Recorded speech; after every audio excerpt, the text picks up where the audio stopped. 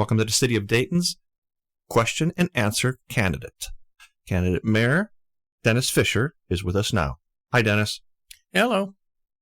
Okay, the survey gave us a number of questions that we can work with, and I think that we compiled a bunch of questions just based upon that. And let's start out with growth management. Welcome, Dennis. Our first question is growth management. How will you control Dayton's rapid growth to prevent overdevelopment and preserve the community's characters without sacrificing economic opportunities? This question has a number of things that factor into it. Due to the significant debt we incurred years back to build the central water and sewer system, we will need new houses to continue paying that bill. Additionally, there is some push from staff and from my opponent to create a lot more debt in 2028 that will also drive the need for more and more revenue.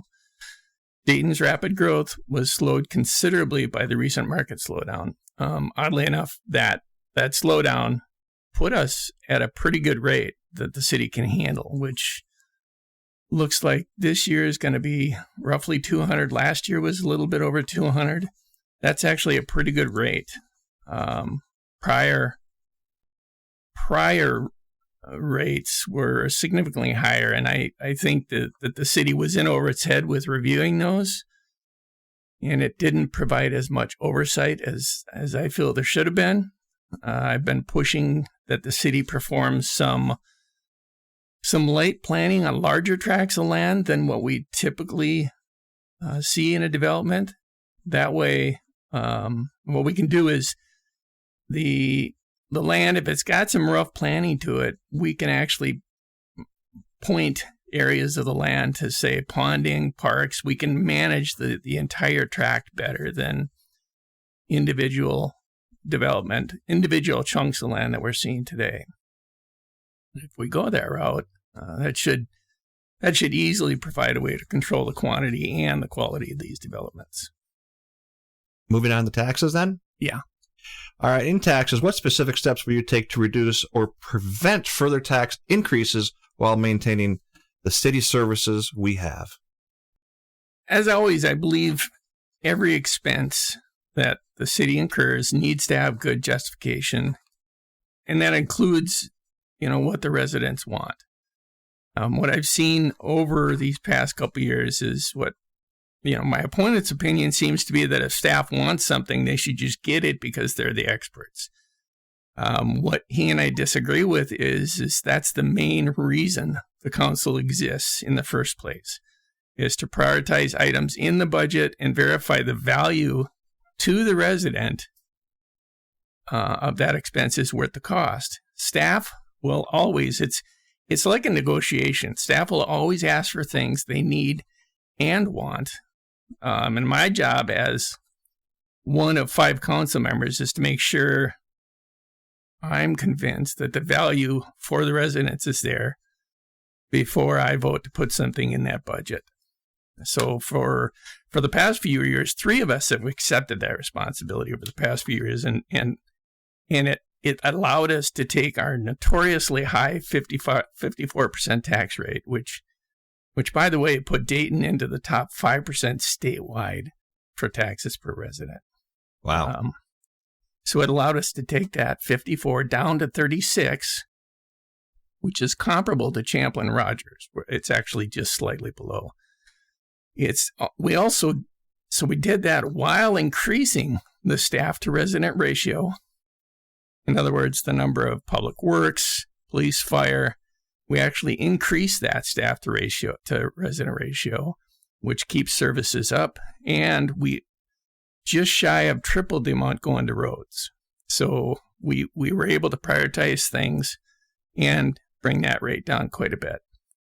What I thought was kind of telling was at some point in those discussions, my opponent said that he never would have cut taxes as we did, and if the residents didn't like it, they could vote him out. Well, I certainly agree with him on that.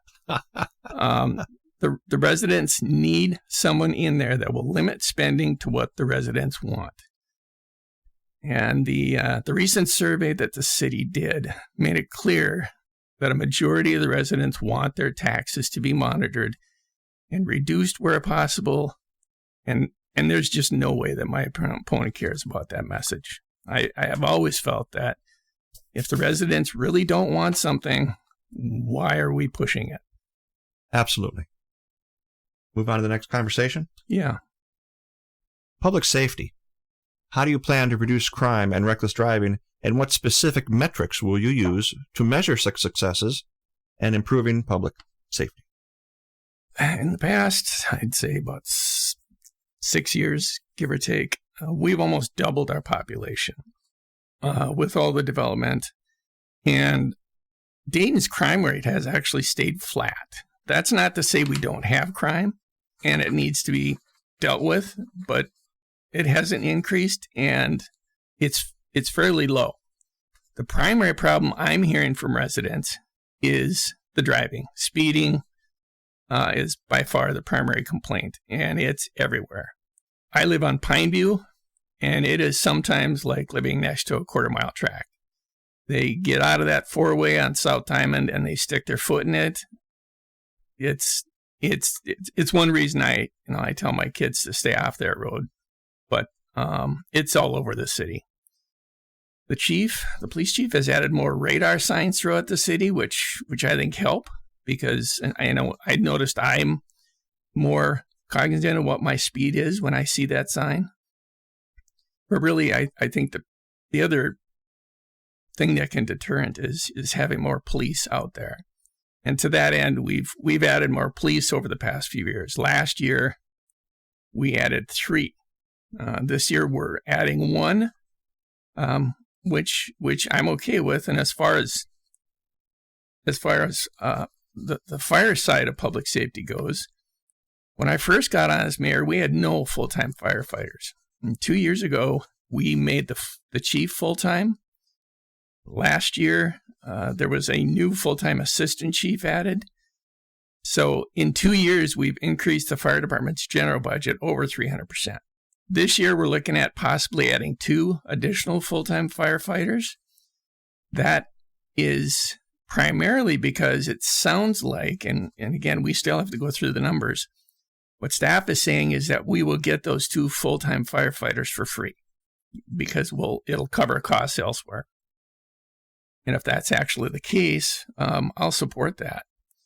Unfortunately, my opponents run around telling people that I don't support police and fire because I don't hand out blank checks. That gets old and it's a little childish, I think.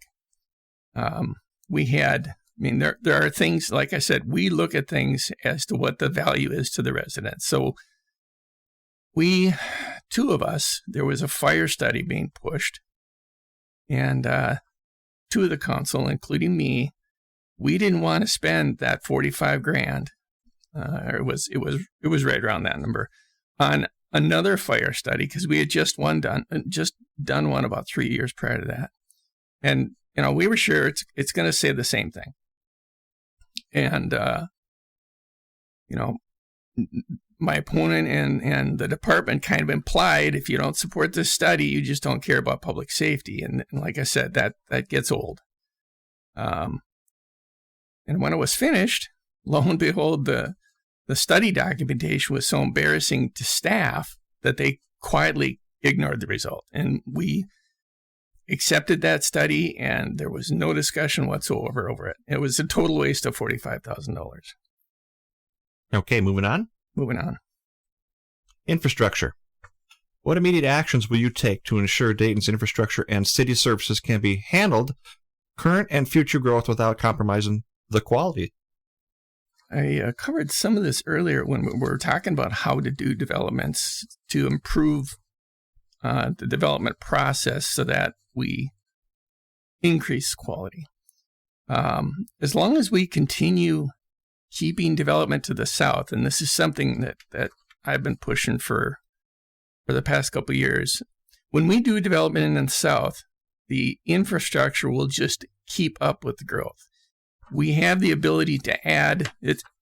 So really when it comes to the infrastructure, I think the bulk of it is north and south traffic. How do we move people basically south down to the 610 and 94 areas. In the north, we have no real way to do that at this point in time. I've said in the past, why we started development on the north side of the city will forever boggle my mind. Now that it's there, we deal with it. Unfortunately, every new house we put in the north, that traffic, 2 cars twice a day, gets onto the river road. And the county just doesn't seem to be wanting to look at any ways to improve traffic flow on that road, and they won't for, I'm guessing, I'm guessing, at least 5 to 10 years out. I would put odds that it's going to be even longer than that. So I have always pushed to keep development in the south. We can add infrastructure there. There are a number of north-south roads. We do have problems with some of the county roads, but the rest of the infrastructure we just put in as the development goes. Local economy. How do you plan to attract business, create jobs in Dayton, and what industries would you target to diversify this local economy? Well, the city can do a number of things. For one, our EDA is aimed at that exact topic.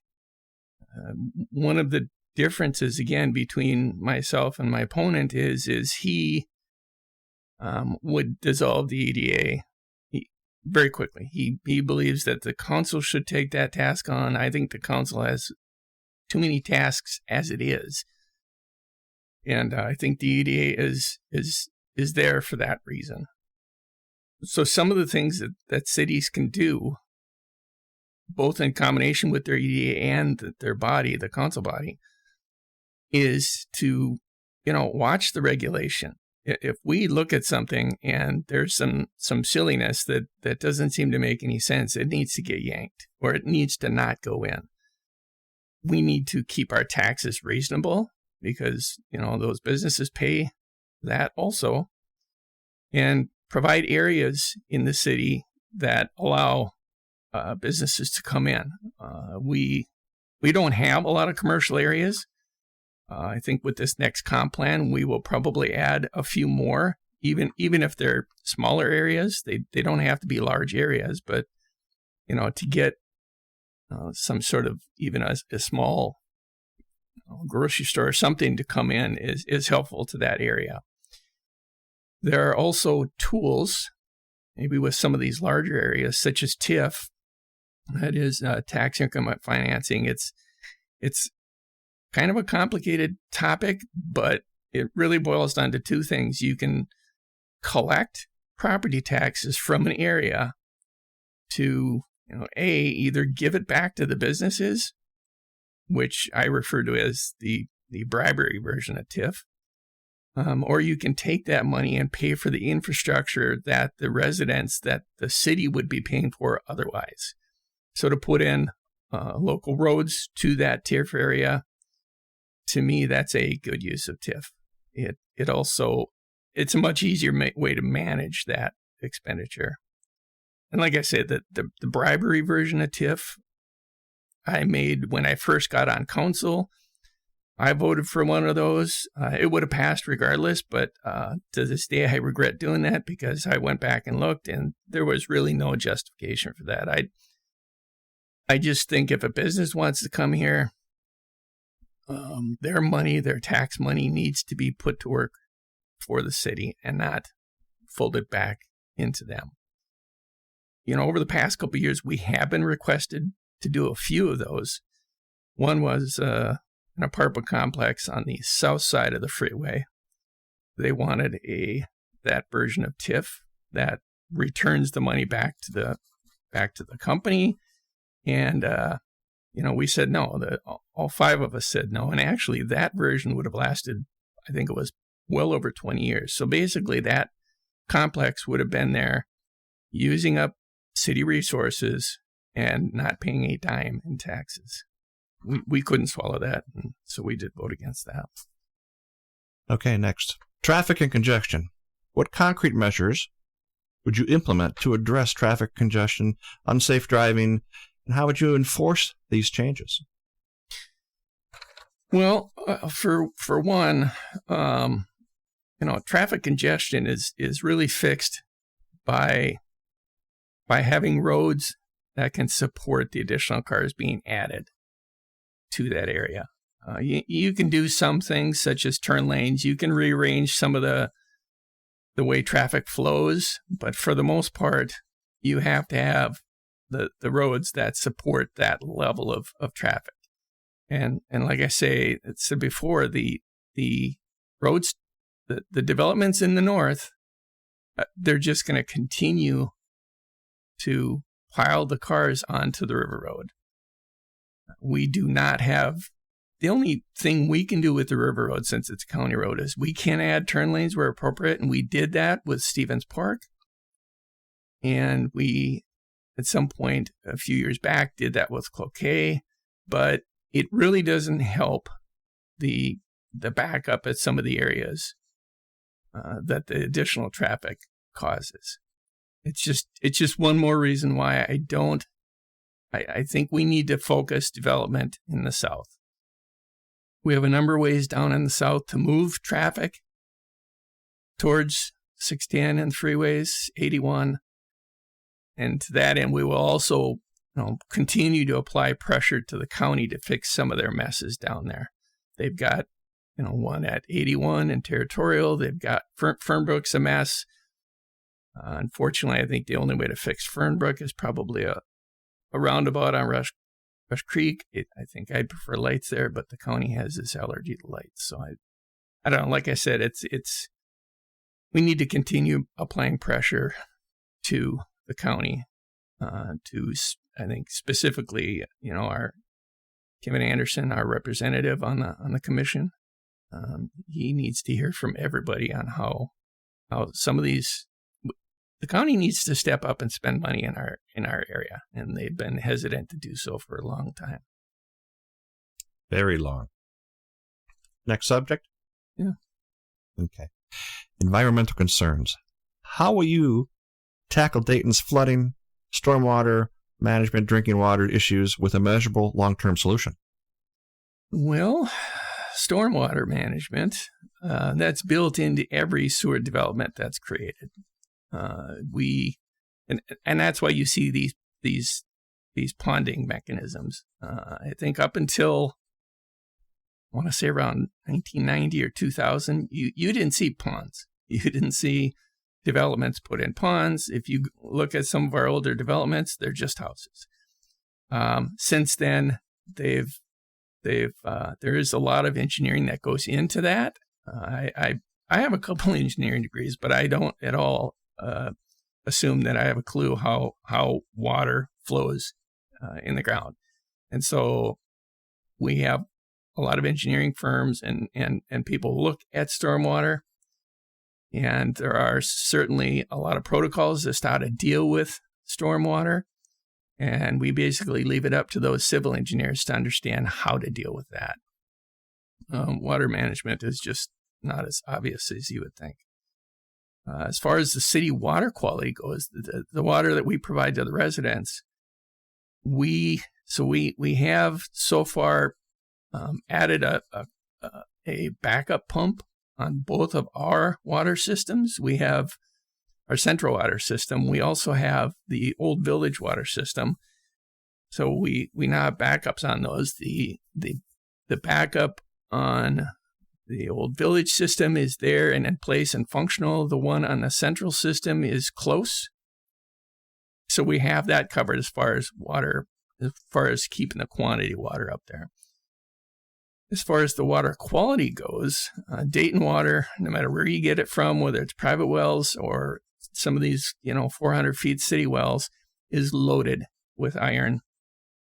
And, so you fill your bathtub and you see yellow water, unless you have a whole house water filter system. So we've been hearing, complaints about water quality, and it's really an aesthetics thing, and you can also taste the iron. It's not harmful. It's just brownish yellow water. it also kind of can raise havoc with your appliances. And so to that end, we pushed for a state grant almost 3 years ago. We had Senator Warren Limmer and about 10 additional senators come, and they were looking for items to put into the bonding bill that various cities needed. And so we gave him a presentation. Like I said, this was about 3 years ago. We gave them a presentation. That year, they had some money in there, but that bond push didn't happen. But it did get the ball rolling with our various representatives over the years.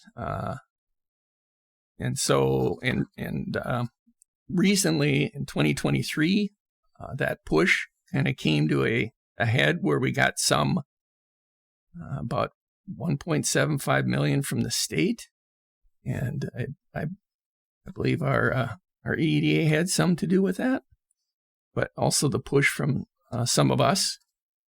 Senator Hoffman was instrumental in helping to push that through, and we also got a significant federal grant of close to $4 million. The system itself was estimated, originally it was estimated at 4, then it crawled up to 6, and when we actually put numbers to the paper, it came in at 8. So we ended up okaying that, and we started that, and we ended up getting a good portion of it in, and then we ran into a snafu with a federal agency, actually a couple, given that its proximity to the Mississippi River was probably not helpful, because that caused a lot of additional red tape. We are now negotiating what looks like our last piece of red tape. So if that goes through soon, then right now that facility is scheduled to go online this summer. And so at that point, residents will no longer have brown/yellow water. They will still need to soften their water. It won't be soft water. So residents are still going to want softeners to keep all their appliances from calcifying up. But that facility will pull the iron out, and it also pulls out some manganese, but we don't have too much manganese in that water. And I think residents will be a lot happier with that answer. I'm Dennis Fisher, and I would like your vote this November. We have 3 members of this current council, including myself, that have done significant work to reduce the tax burden on our resident. There is more work to be done, and the only way to get that done is to look at the value of these expenditures and make sure it's what residents want and not just what staff wants. We're growing, and therefore our government will continue to grow, but making sure all needs are balanced is the job of the mayor and council, and so I would like your vote. I am Dennis Fisher, and I approve of this message.